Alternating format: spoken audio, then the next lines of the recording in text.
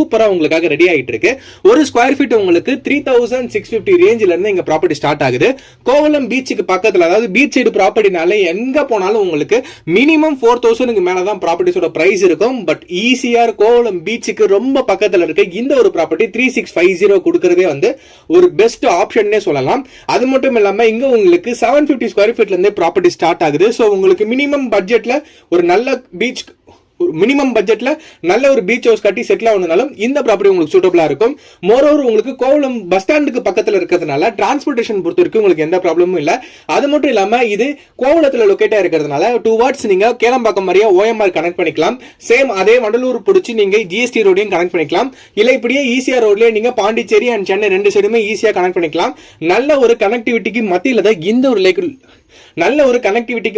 இந்த ஒரு layout locate ஆகிருக்கு.